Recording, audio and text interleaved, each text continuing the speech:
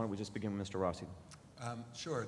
Well, to be clear, I have, unlike some of my competitors, I've not called for tax cuts.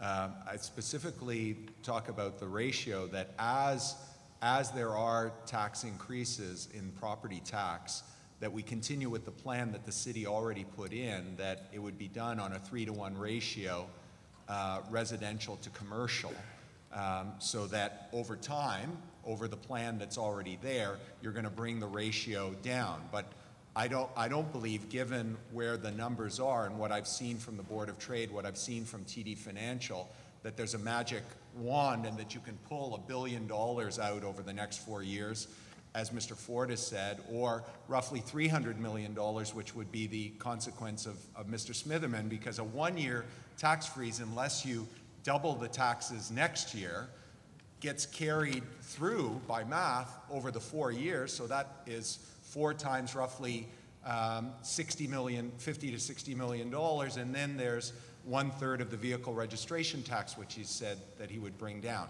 So it's done through the ratio, as opposed to that, as you said, you're realistic about what's going to be required to continue to deliver the services to the city while doing it in a fiscally more responsible way, which is what I'm offering. Mr. Ford?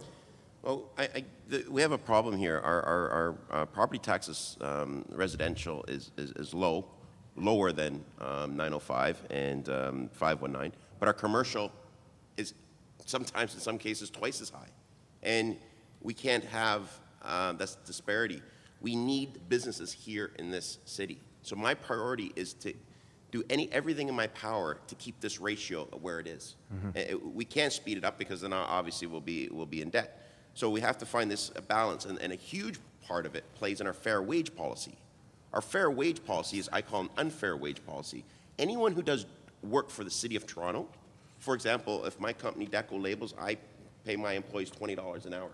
Now, if I do a job for the city, I have to pay my employees $50 an hour at the rate that the city pays their employees. And you, at the end of the day, are paying the difference. So if why can't I pay my employees $20 an hour? And this is costing the taxpayers millions and millions of dollars, because we do so many projects, so many contracts, and we could be saving millions of dollars there. Mr. Pantalone. Well, the way we're trying to equalize the residential with the non-residential is over time. I remember the Board of Trade, but 8 years ago, said increase residential rates by 85%. That's how you equalize it. I say, are you crazy? I mean, not only are we losing jobs here, everybody's going to leave the city as well. You know, that's not a solution. And that's why I supported in 2005 the process under which over time will happen. Interesting enough, the overall tax increases in the 905 are greater now than in the City of Toronto. That's a bit. So therefore, as they're getting greater and we are cutting down, we're going to equalize.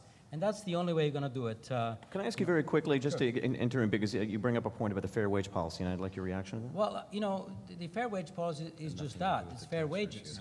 And frankly, if you pay that, wages and benefits get spent in this community.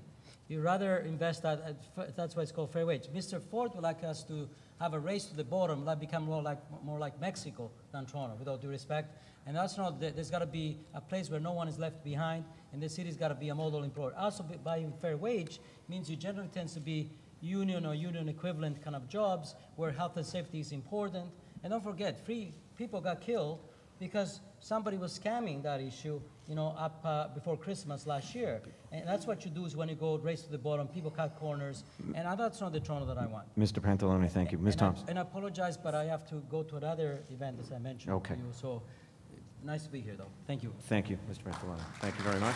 Ms. Thompson, go ahead. The real issue is we have to bring down costs, and that's the big thing. They've escalated way out of proportion over the last 6 years. So I've called for bringing down the costs, saving, and we've looked at this, up to $1 billion in savings. It's huge what we can save, but we have to implement some really strict guidelines, and we have to get everyone in the city working towards it. I've also said we have to freeze taxes for the first year.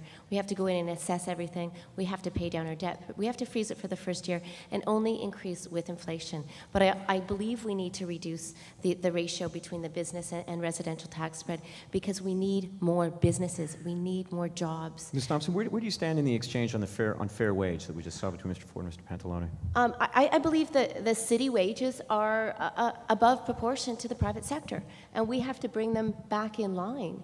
So that's why I'm saying let's freeze hiring. When we do hire, we bring them in line. We get some hiring companies involved to say, what is this job worth, and what is it being paid at the private sector? And before we hire, we bring in some fairness in that.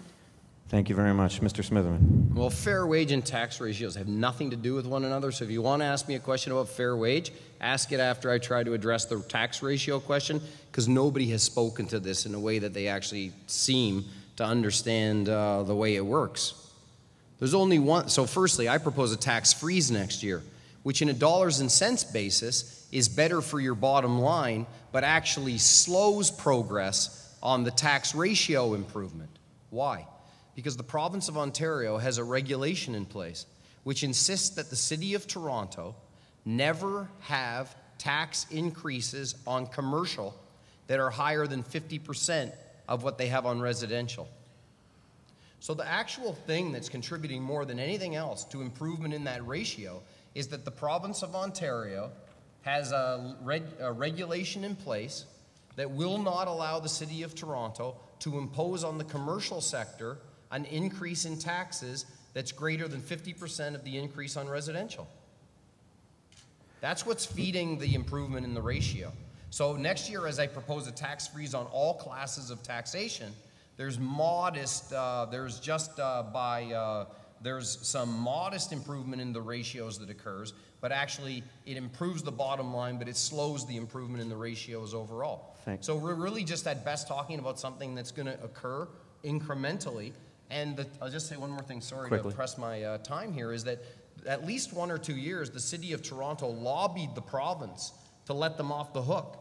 And the province, I'm pretty sure, held firm and said no, because we see it as necessary to reduce the commercial property tax rates in Toronto for the purposes of competitiveness. Thank you, Mr. Smitherman. Now, we're going to ask for another question from the floor. We've got about 6 minutes, so I invite other questions.